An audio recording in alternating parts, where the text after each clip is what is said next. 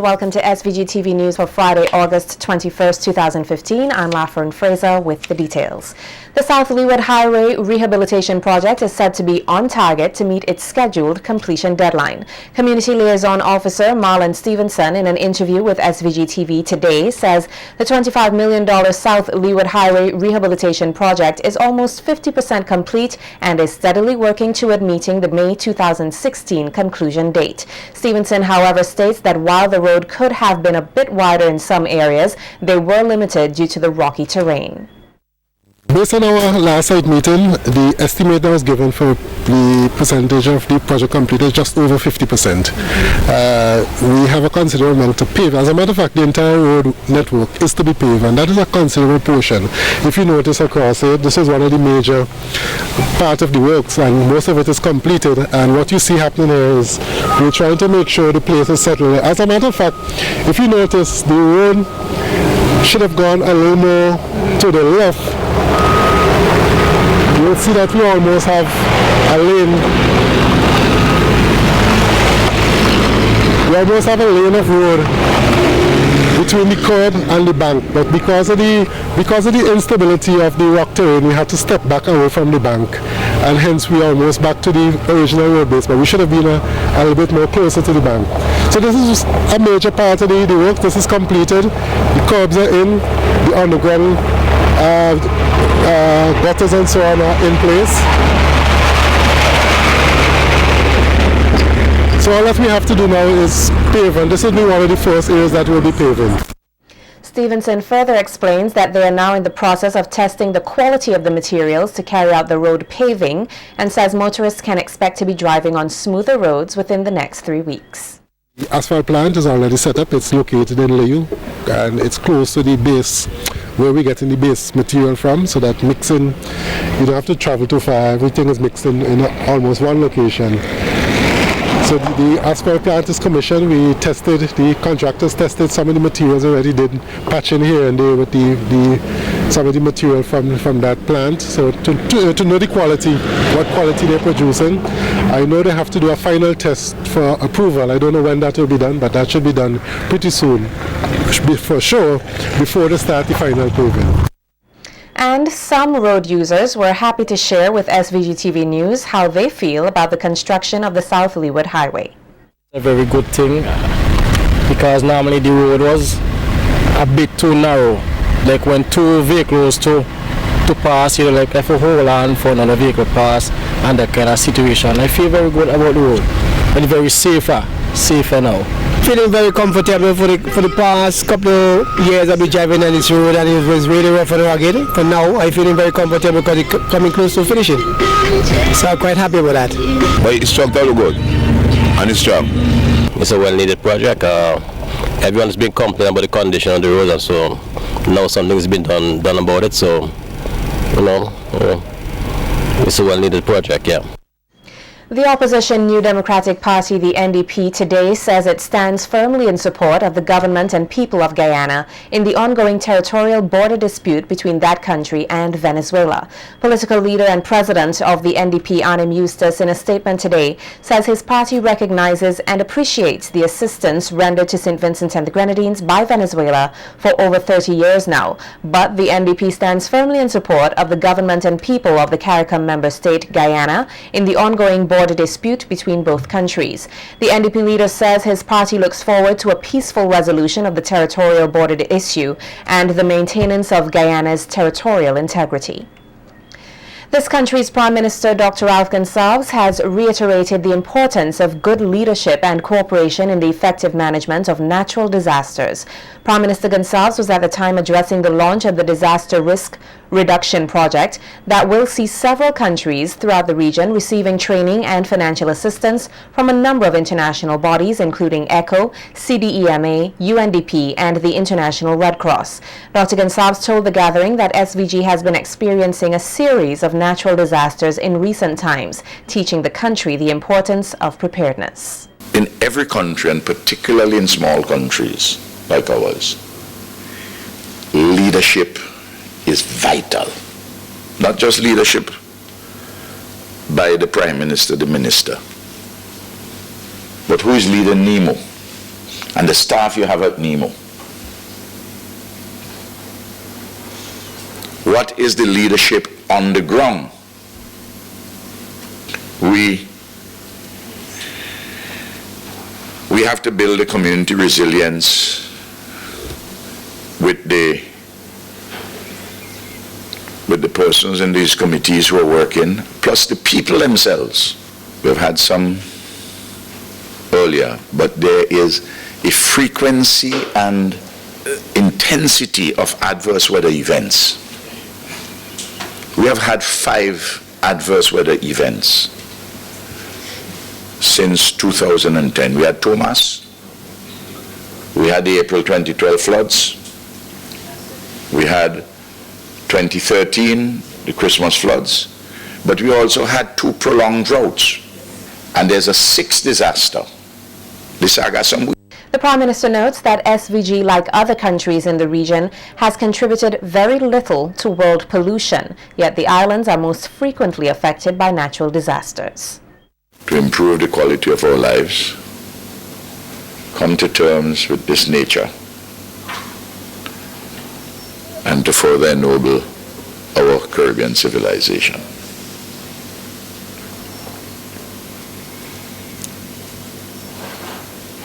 We are, however, not an island unto ourselves. We make very little contribution to greenhouse gas emissions. The COP21, which will take place in Paris, we are hoping to see a legally binding agreement with resources not discretionary,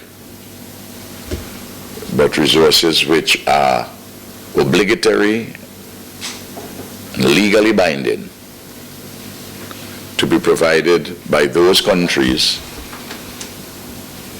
which cause us to have more frequent and more severe natural disasters.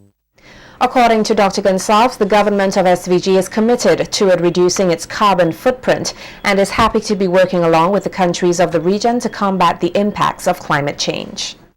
And this is all part of our commitment towards reducing the extent of the carbon footprint, which is not significant here. But if I stand up in any assembly, internationally, I can talk about what we are doing. And we now have a project which also is financed through the GEF, where we're going to put some stations for a model electric power generated vehicle. And the United Nations Development Project resident representative Chisa Mikami says the project forms part of the UNDP's mandate of ensuring the development and improvement of the lives of persons in the Caribbean. It is a pleasure for the United Nations Development Program, UNDP, to be present at the launch of projects funded by ECHO for the year 2015 and 2016, and one of which is implemented by UNDP in partnership with the national partners in St. Vincent and the Grenadine. And especially for me, I'm extremely pleased to be here today because this is my first visit to the St. Vincent, and also after 1 month joining the UNDP Barbados and the OECS sub-regional office. And yeah, so we look forward to continuing to work on disaster risk management with our partners present today. This is an update on Hurricane Danny. Latest reports are that Danny has strengthened to a Category 3 hurricane. According to the Meteorological Office at the E.T. Joshua Airport at 5 p.m., Category 3 Hurricane Danny was centered near 14.5 north, 49.1 west, or approximately 860 miles east of the Lesser Antilles. Hurricane Danny is moving to the west-northwest near 10 miles per hour. Maximum sustained winds are near 115 miles per hour with higher gusts. This system is expected to encounter a less conducive environment, and weakening is forecast during the next 48 hours. There are no watches or warnings at this time. However, models are suggesting Hurricane Danny may move through the Leeward Islands early next week. The St. Vincent and the Grenadines Meteorological Office promises to continue to provide updates on Hurricane Danny.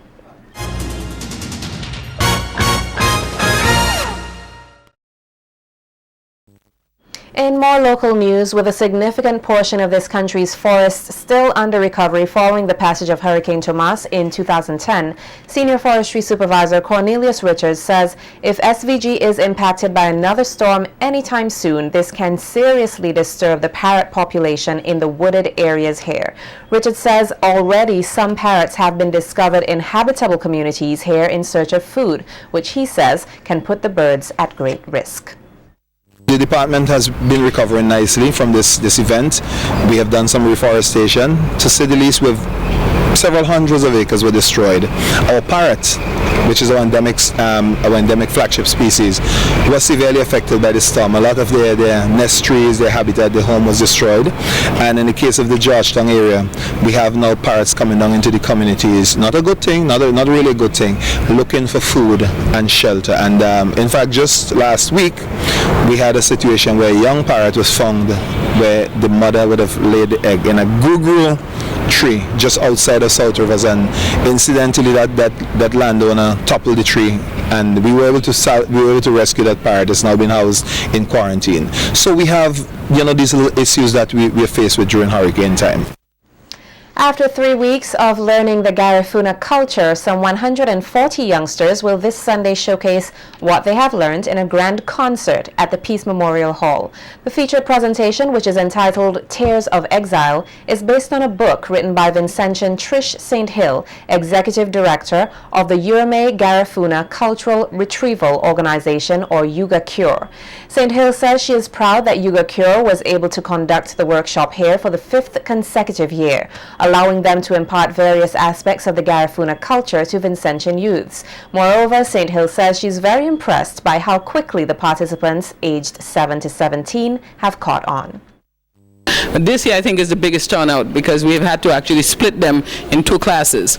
So we have one class in the back here, and they're doing the music, which is the drumming, the singing, the dancing, and then we have Miss Christine Vaughan upstairs. She is doing the language. Christine is original from Belize but lives in New York, and Miss Georgette Lambe, who's working with this class in the back, she is also original from Belize but living in Los Angeles. I'm of course Vincentian, and so that's how it came about in terms of what we're trying to do. We've been through a number of facilitators, because I don't want these children to grow up with the same amount of ignorance that myself and older generation grew up with. I would want them to understand their history a lot better than I understood mine. And so I think we have a chance at that, because the quickness with which these children pick up this program, the language, the dance and the drumming, it's amazing. You just know that this has to be a part of them. And language teacher Christine Vernon also told SVG-TV News that she was delighted by the enthusiasm displayed by the participants to learn the indigenous Garifuna language. We are reviewing the words that has the vowel sounds. We're reviewing monosyllables. We're reviewing first, second, third, first person, second person, singular, conjugation, first person, second person, third person, plural. We're also reviewing some common words used in Garifuna, like foot, which is ugudi, nose, which is igiri. And we're also reviewing the days of the week, reviewing the months of the year, and also reviewing counting all the way to 1,000. Here's a look at what the participants have been engaging in over the past 3 weeks.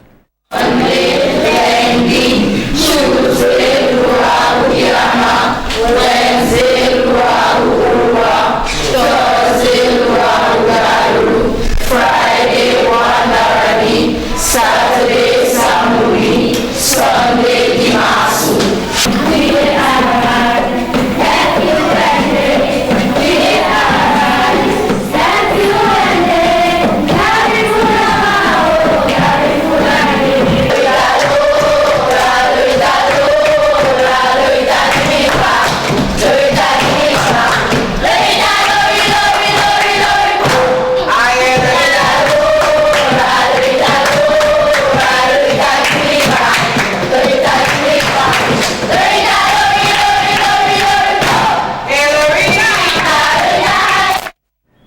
VinSave earlier today brought to a close its 2015 summer program. Director of VinSave, Janice Fraser, says this year's program was geared at ensuring the holistic development of its participants while also teaching them how to carry out instructions and to be creative thinkers. Fraser challenged the program participants to take what they have learned throughout their lives so that they can become well-rounded and successful individuals.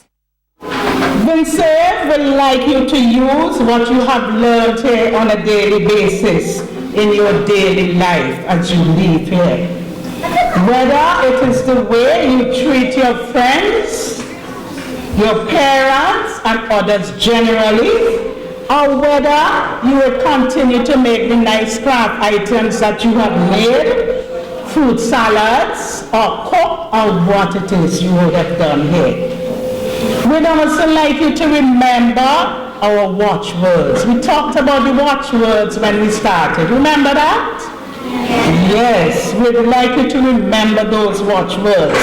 Of respect, that was one. Love, that was another. Obedience and listening. Right? We would like you to remember those words and apply them. Not only remember them for nothing, but put them into practice when you go to school. And representing the Ministry of Health, Saloy Nichols, in her address, urged the children to be mindful of their attitude toward life. The very best thing that you can do. It means that you are going to listen when you are told to do something and you're going to do it. It also means that when you are even older, you are going to obey the laws, and even now while you're young, are you going to cross the street while the vehicles are passing? No! You are going to wait until it's time for you to cross. Now sometimes today, our young people feel that these things can be very restrictive. Sometimes we feel that we cannot stick to all these restrictions. And as you've heard, I've been talking with the 10 to 14 group, and I know sometimes some of these things feel as though they're not what you want exactly, but it's what your teachers and parents want. But these are the things that keep us all together.